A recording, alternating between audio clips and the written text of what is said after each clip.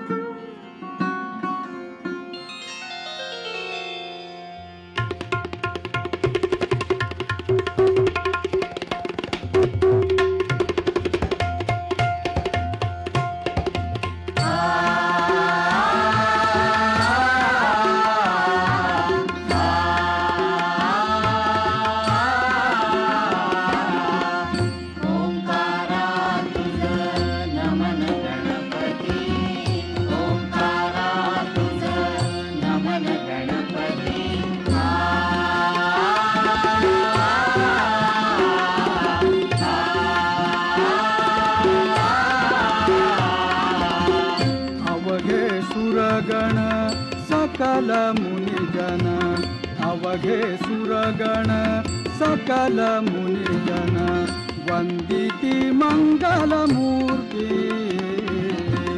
वंदिती मंगलमूर्ती. ओंकारा तुझं नमन गणपती, ओंकारा तुझं नमन गणपती.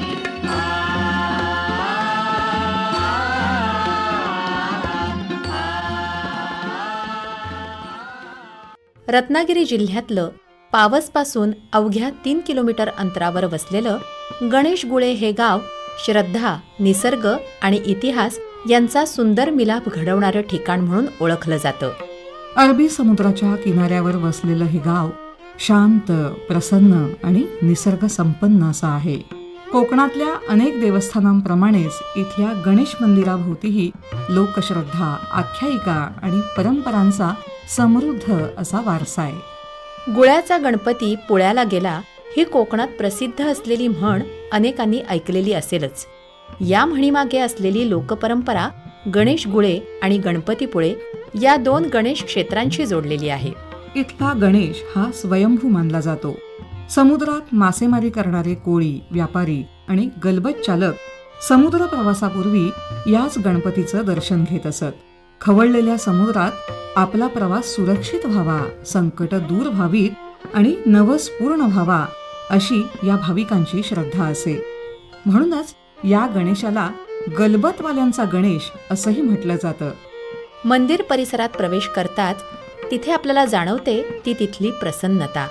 जांभ्या दगडातलं बांधकाम, घुमटाकृती शिखरं, मंदिरासमोरचा प्रशस्त परिसर आणि सभोवताली असलेली हिरवाई यामुळे हे ठिकाण आपल्याला अधिकच आकर्षक वाटतं. या मंदिरातलं मुख्य आकर्षण म्हणजे गणेश स्वरूप मानली जाणारी विशाल अशी शिळा. या शिळेची भाविक गणेश रूपात पूजा करतात. मंदिरातला प्राचीन गाभारा, स्थानिक परंपरा आणि इतिहास यामुळे या ठिकाणाला विशेष महत्त्व प्राप्त झालेलं आहे. गणेशगुळेविषयीच आणखीन जाणून घेऊया श्रीवल्लभ साठे यांच्याकडून.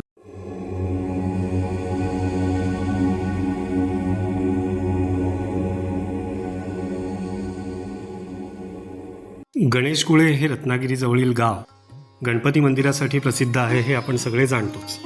पण याशिवाय गणेशगुळे मंदिराच्या समोरच एक अत्यंत सुंदर खोदून काढलेली पायऱ्यांची विहीर आपण पाहू शकतो. त्याचप्रमाणे गणेशगुळेचा बीच म्हणजेच समुद्रकिनारा हा देखील बघण्यासारखा आहे. या समुद्रकिनाऱ्याजवळच गणेशगुळे गावच्या दक्षिणेला आणखीन एक समुद्रकिनारा आहे, जिथेही आपण काही वेळेला जाऊन येऊ शकतो. त्याचप्रमाणे या दोन्ही बीचवरती काही भौगोलिक आश्चर्यस्थळं आपण पाहू शकतो, ज्यामध्ये सागरी कडा, तरंगघर्षित मंच, त्याचप्रमाणे सागरी गुहा आणि त्याशिवाय पूर्वीच्या काळी ज्यावेळेला समुद्र पातळी वेगळी होती त्या वेगळ्या समुद्र पातळीवर असलेला समुद्रकिनारा जो आता दगडी अश्मीभूत झालेला आहे, दगडी झालेला आहे, त्या बीचचे अवशेषही आपण गणेशगुळ्यामध्ये पाहू शकतो. तर निसर्ग सहल म्हणून गणेशगुळे हा एक स्वतंत्र खजिना आहे असं सांगता येतं. त्याचप्रमाणे गणेशगुळ्यात गणपतीच्या देवळाशिवाय लक्ष्मीनारायण आणि आदित्यनाथ अशी 2 मंदिरंही दिसतात. त्या मंदिरांना देखील गणेशगुळ्याच्या सफरीमध्ये आपण भेट देऊ शकतो. तर असं हे पावसजवळ असलेलं गणेशगुळे हे पर्यटन केंद्र आता अलीकडे विकसित व्हायला लागलेलं आहे. ते किनारी पर्यटनासाठी उपलब्ध होत असलेल्या वेगवेगळ्या सोयीसुविधांमुळे वेगवेगळे होमस्टेज किंवा वेगवेगळ्या रिसॉर्ट्सच्या माध्यमातून देखील गणेशगुळे आपल्याला पर्यटकांच्या पसंतीस उतरताना दिसते आहे. तर अशा गणेशगुळे गावाला नक्की भेट द्या. धन्यवाद.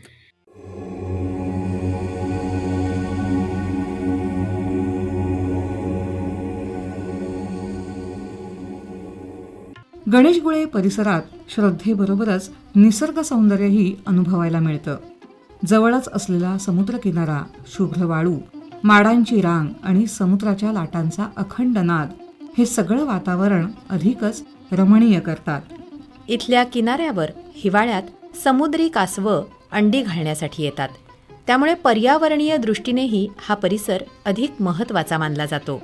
मंदिराजवळची प्राचीन अशी पायऱ्यांची विहीर, स्थानिक लोककथा आणि धार्मिक परंपरा यामुळेच गणेशगुळे हे केवळ देवस्थान न राहता एक सांस्कृतिक वारसा स्थळ म्हणूनही ओळखलं जातं. या ठिकाणी मोठ्या प्रमाणावर पर्यटक भेट देत असतात. याविषयीच बोलतायत श्रीवल्लभ साठे.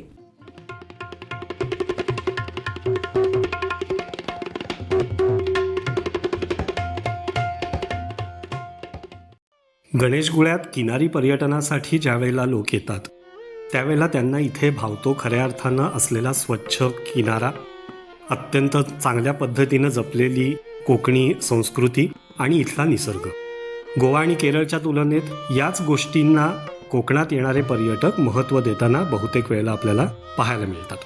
येथे असलेले जे होमस्टे आणि रिसॉर्ट्स आहेत किंवा अलीकडच्या काळामध्ये बेड अँड ब्रेकफास्ट स्कीममधून ज्यांनी सेवा सुविधा द्यायला सुरुवात केली त्यांच्या माध्यमातून अनेकदा कोकणी स्थानिक खाद्यसंस्कृतीचा वापर पर्यटकांसाठी केला गेलेला दिसतो आणि याला प्रामुख्यानं पर्यटकांची पसंतीही असलेली बऱ्याच वेळेला जाणवते.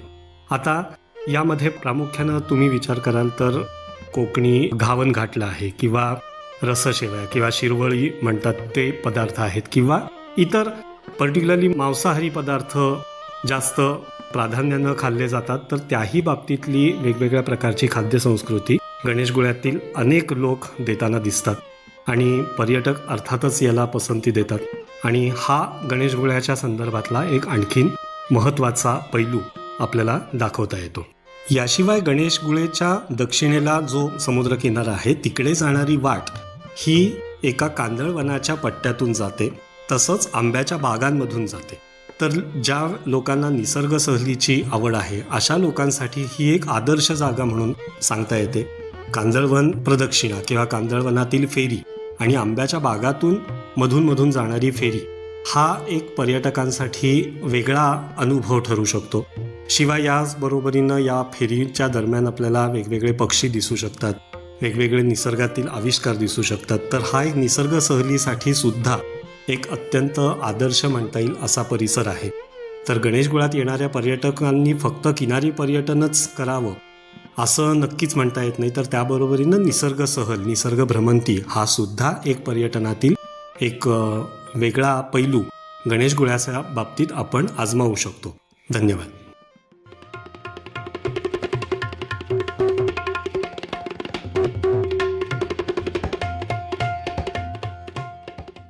श्रद्धा आणि निसर्ग यांचा सुंदर मेळ अनुभवायला मिळणारं हे ठिकाण आजही हजारो भाविकांना आकर्षित करतंय. श्रोतेहो, कोकणचा वारसा केवळ देवळांपुरता मर्यादित नाहीये. या भूमीने हजारो वर्षांपूर्वीच्या मानवी अस्तित्वाच्या खुणाही इथे जपून ठेवल्या आहेत. श्रोतेहो, कोकण दर्शनच्या या टप्प्यावर आता आपण वळूया अशाच एका अनमोल ठेव्याकडे, अर्थातच इथल्या कातळ शिल्पांकडे. प्रागैतिहासिक काळातल्या मानवी जीवनाचा अभ्यास करताना पुरातत्व संशोधकांना जी साधनं महत्त्वाची वाटतात त्यामध्ये कातळ शिल्पांचा विशेष उल्लेख करावा लागतो. कोकणातल्या विविध भागांमध्ये आढळणारी ही कातळशिल्प हजारो वर्षांपूर्वीच्या मानवी अभिव्यक्तीची साक्ष आपल्याला देतात. उघड्या कातळांवर कोरलेले प्राणी, पक्षी, मानवी आकृत्या, भूमितीय आकार आणि विविध चिन्ह पाहताना त्या काळातल्या जीवनाविषयीची आपली उत्सुकता नक्कीच वाढते.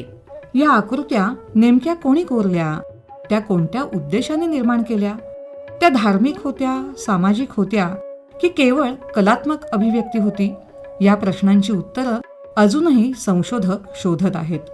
जगभरात अशा प्रकारच्या कलाकृतींना रॉक आर्ट किंवा पेट्रोग्लिप्स असंही म्हटलं जातं. भारतात मध्य प्रदेशातली भीमबेटका रंगचित्र प्रसिद्ध असली तरी उघड्या कातळांवर कोरलेली शिल्प हा कोकणाचा एक विशेष वारसा मानला जातो. याच कातळ शिल्पांविषयी आपल्याला सांगतायत आनंद मराठे.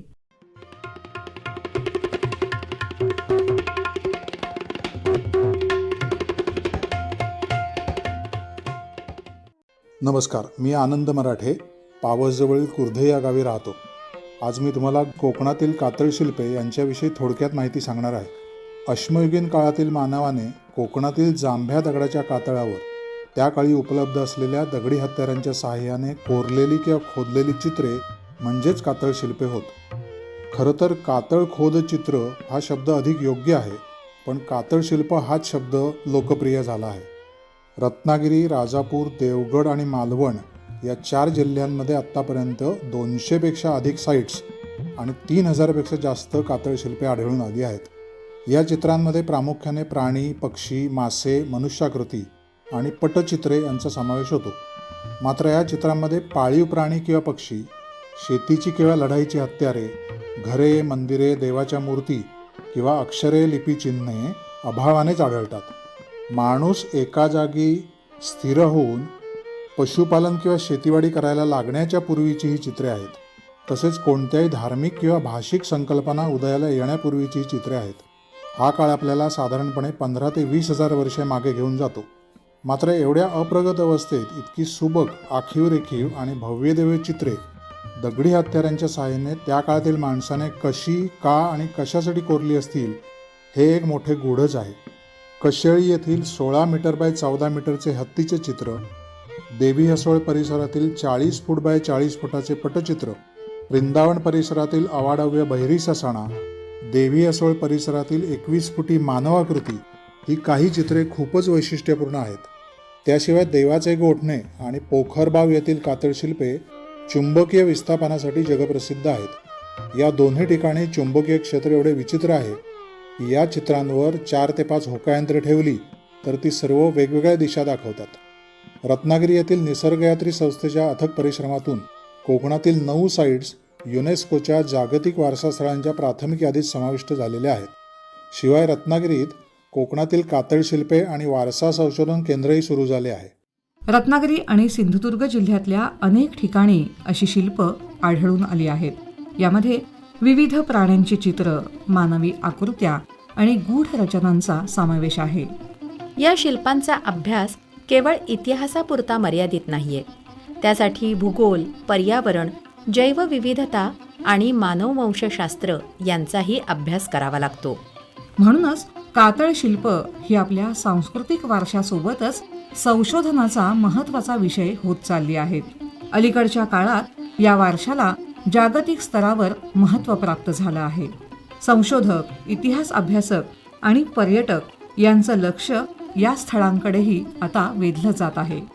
कातळ शिल्पांकडे पाहताना आपण केवळ दगडांवरच्या आकृत्या पाहत नसतो, तर हजारो वर्षांपूर्वीच्या मानवाच्या विचार विश्वाची एक झलक आपण अनुभवत असतो. याविषयीच बोलताना आनंद मराठे म्हणतात, खुद्द गोळप गावातील सड्यावर कातळशिल्पे आढळत नसली तरी गोळप गावालगत असलेल्या कोळंबे गावात कातळशिल्पांच्या 4 ते 5 अप्रतिम साईट्स आहेत. त्यापैकी गोळप गावापासून 5 ते 6 किमी अंतरावर असणारी साईट खूपच प्रेक्षणीय आहे. या ठिकाणी एकूण 2 साईट्स असून त्यात प्राणी, मासे, गोपद्म, मानवाकृती, कासव यासारखी चित्रे आहेतच.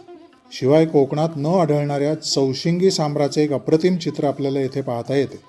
प्रत्यक्ष चौशिंगी सांबराला आडवे झोपवून त्याची आउटलाईन काढावी इतके ते चित्र हुबेहूब आणि चित्ताकर्षक आहे. मी आजवर पाहिलेल्या प्राण्यांच्या कातळशिल्पांपैकी हे चौशिंगी सांबराचे चित्र सर्वोत्तम म्हणावे लागेल. गोळपसारख्या नितांत सुंदर निसर्गरम्य गावी पर्यटनासाठी येत असाल तर कोळंब्यातील ही कातळशिल्प साईट नक्की पहा. कोळंबे फाट्यापासून साधारण 1.5 ते 2 किमी अंतरावर असणाऱ्या लक्ष्मी किरण नगर नावाच्या कमानीसमोरील 3 बंगल्यांच्या आसपास या 2 साईट्स आहेत. दोन्ही साईट्सपर्यंत वाहने जातात, त्यामुळे अगदी वयोवृद्ध पर्यटकही सहजपणे या साईट्स पाहू शकतात. धन्यवाद.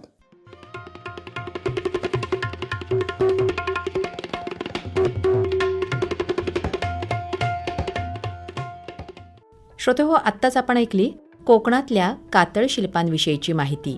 एका बाजूला गणेश गुळेसारखं श्रद्धास्थान आणि दुसऱ्या बाजूला कातळ शिल्पांसारखा प्राचीन सांस्कृतिक वारसा. या दोन्ही गोष्टी कोकणची ओळख अधिक समृद्ध करतात. कोकणातलं प्रत्येक गाव, प्रत्येक मंदिर, प्रत्येक डोंगर आणि प्रत्येक कातळ आपल्याला काही ना काही नक्कीच सांगत असतो. त्या कथा ऐकण्यासाठी, समजून घेण्यासाठी फक्त संवेदनशील मनाची गरज असते. कोकण दर्शनच्या आजच्या या प्रवासात श्रद्धेचा, इतिहासाचा आणि सांस्कृतिक वारशाचा आपण वेध घेतला. आजचा हा प्रवास आता आपण इथेच थांबवूया. पुढच्या भागात आपण भेट देणार आहोतच कोकणातल्याच आणखी एका वैशिष्ट्यपूर्ण ठिकाणाला. तोपर्यंत मी वंदना मुसळे आणि मी सोनाली सावंत आपला निरोप घेतो. नमस्कार.